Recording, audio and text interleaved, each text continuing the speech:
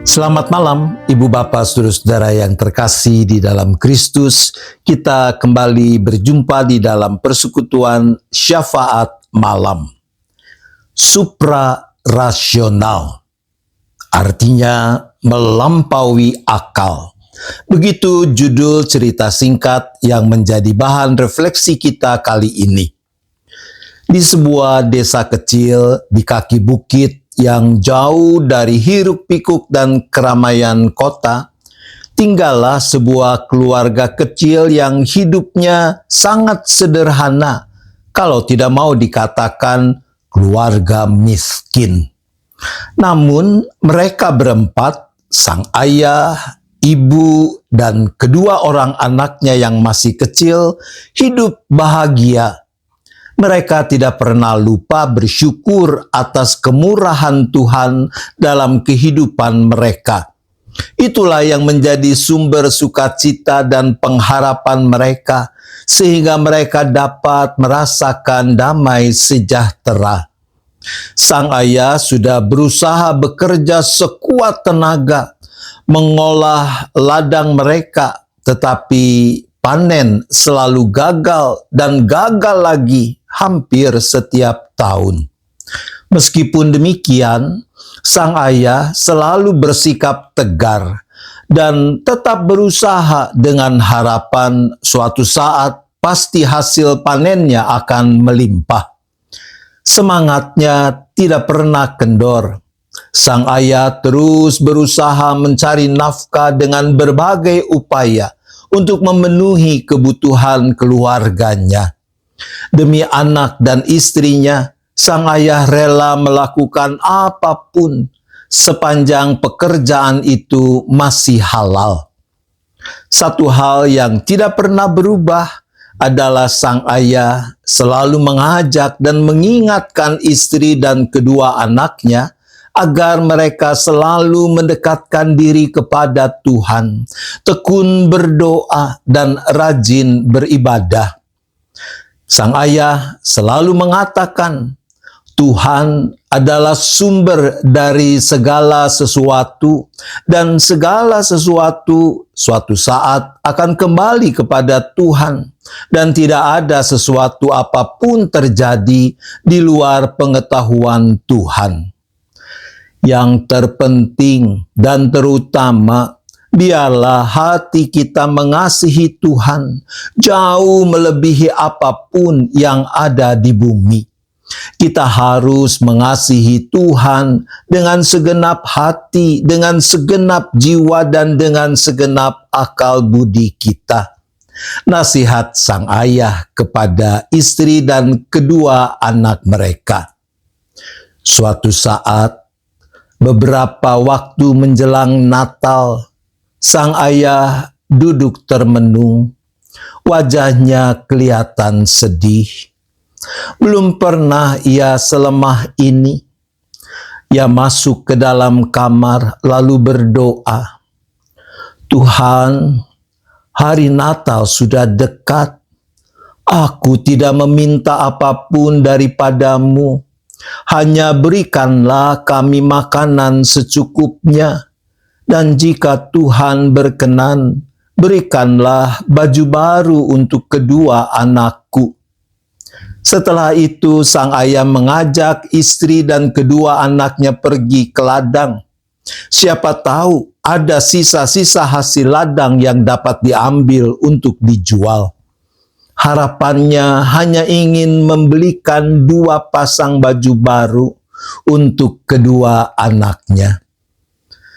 Tidak lama mereka tiba di ladang dan belum lagi duduk untuk melepaskan penat.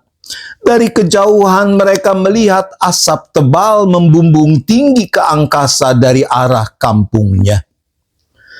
Rumah siapa gerangan yang terbakar? Ujar sang ayah. Tiba-tiba ada seorang pemuda berlari ke arah mereka. Dengan tergopoh-gopoh, pemuda itu berkata, Pak, rumah Bapak terbakar dan tidak ada satupun barang yang dapat diselamatkan. Seisi kampung sudah berusaha memadamkan, tetapi kami tidak berhasil. semuanya ludes, hangus, tak bersisa. Mendengar itu, spontan sang ayah langsung memeluk istri dan kedua anaknya, dan mereka berempat menangis, bersimpuh duduk di tanah. Dalam kekalutan itu, sang ayah tetap berusaha untuk tegar dan mengajak istri serta kedua anak mereka berdoa agar Tuhan memberikan kekuatan kepada mereka menghadapi musibah tersebut. Mereka pun kembali ke kampungnya tanpa membawa hasil apapun dari ladang. Setiba di kampung, mereka melihat rumah mereka sudah tinggal abu, sudah menjadi debu yang memilukan. Mereka pun terpaksa menumpang sementara di rumah saudaranya. Mereka pasrah dalam doa kepada Tuhan. Apapun yang terjadi, terjadilah. Tidak berapa lama, berita musibah kebakaran tersebut segera tersebar ke kampung-kampung sekitarnya. Dan banyak penduduk dari kampung-kampung tersebut yang tergerak hatinya untuk menolong. Mereka mengumpulkan apa saja yang dapat mereka kumpulkan dan berikan. Ada yang memberikan beras, pakaian bekas, papan, uang, peralatan rumah tangga. Sementara bapak-bapak dan para pemuda bergotong royong. Ada yang mencari kayu dan daun rumbia di hutan. Dalam tempo tidak terlalu lama, tepat sebelum hari Natal, mereka berhasil mendirikan rumah baru untuk keluarga miskin tersebut. Setelah rumah itu selesai, mereka berempat memasukinya. Sang ayah memeluk istri dan kedua anaknya, lalu menangis dan berdoa, "Tuhan, saya hanya meminta makanan secukupnya dan 2 pasang baju baru untuk kedua anakku. Tetapi sekarang Engkau memberi lebih dari apa yang kami minta. Sebuah rumah baru, beberapa karung beras, dan sejumlah uang dan perabot rumah tangga yang tidak pernah kami pikirkan. Tapi itu yang Kau sediakan bagi kami." Setelah selesai berdoa, dia mencium istri dan kedua anaknya, lalu berkata, "Cara Tuhan berbeda dengan cara manusia.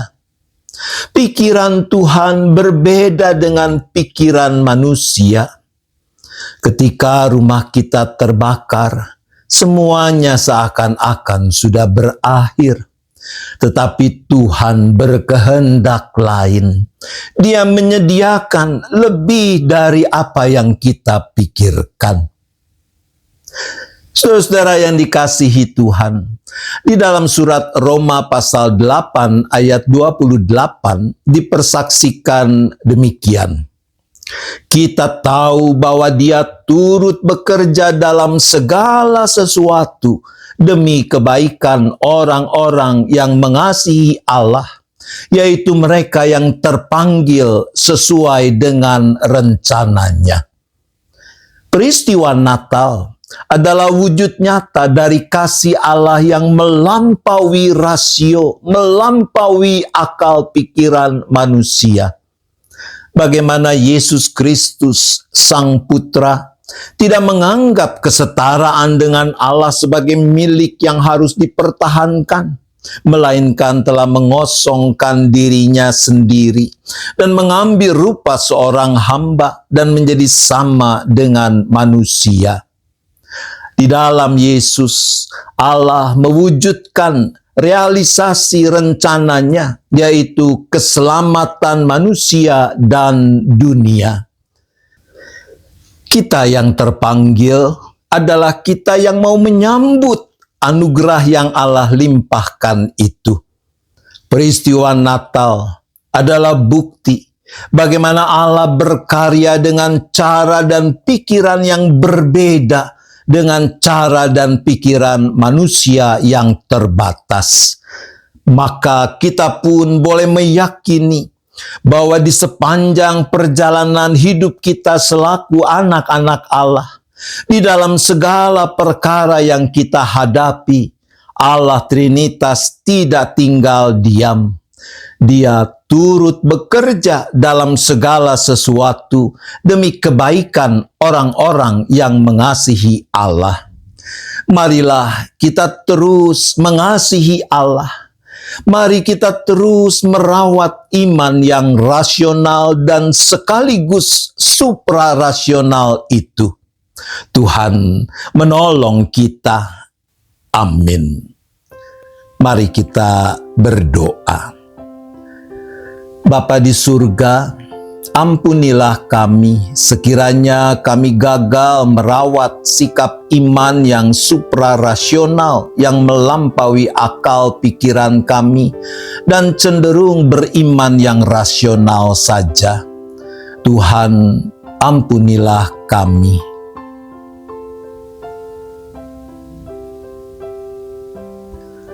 Ya Bapa, berilah kami hikmat dan kekuatan agar mau terus merawat iman yang rasional sekaligus suprarasional itu, agar pemeliharaan Allah menjadi penuh di dalam kehidupan kami.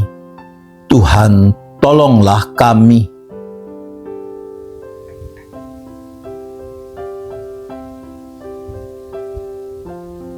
Di dalam keyakinan dan pengharapan seperti itulah, kami kembali berdoa bagi saudara-saudara kami yang masih bergumul dengan sakit penyakit, dengan kelemahan tubuh mereka.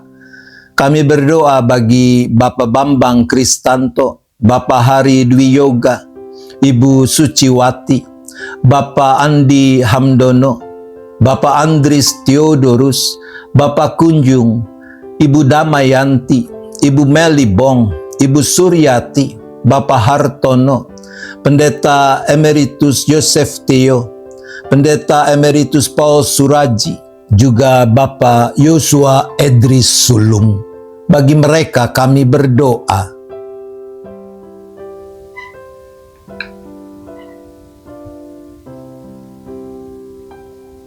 Kami juga menyerahkan keberadaan setiap kami, seisi keluarga masing-masing, dengan rupa-rupa pergumulan yang sedang kami hadapi. Mampukan kami untuk terus bersandar hanya kepadamu, menggenggam erat tangan kasih Tuhan yang senantiasa terulur menopang kami.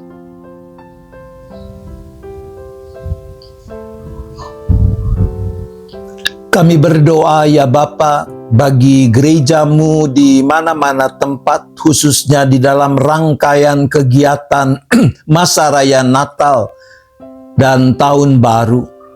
Tuhan yang sempurnakan segala sesuatu yang dipersiapkan, terutama hati dan pikiran kami.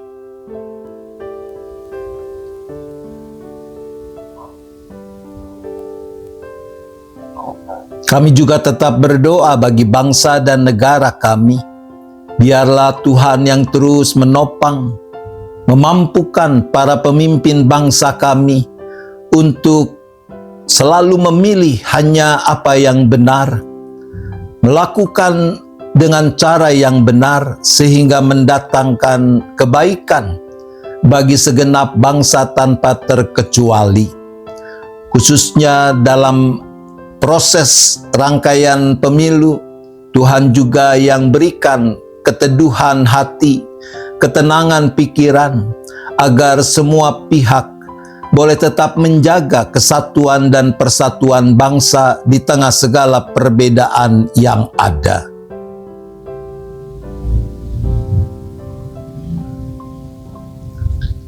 Kami juga tetap memohonkan belas kasihan Tuhan, campur tangan Tuhan untuk makin mewujudnya kedamaian dan perdamaian di muka bumi ini.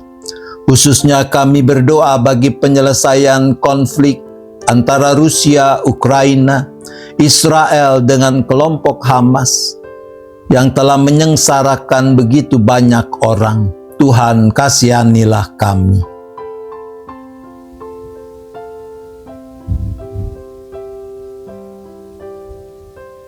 Kalau sebentar nanti kami akan beristirahat, kami serahkan lagi seluruh keberadaan kami hanya ke dalam tangan kasih pemeliharaan-Mu. Biarlah kami boleh beristirahat dengan cukup, tidur dengan nyenyak, besok menyambut hari baru dengan penuh syukur, dengan penuh sukacita untuk terus memuliakan nama Tuhan. Terima kasih ya Bapa. Kami bersyafaat hanya di dalam nama Tuhan Yesus Kristus. Amin. Selamat malam Ibu Bapak Saudara-saudara, selamat istirahat. Tuhan tetap beserta kita.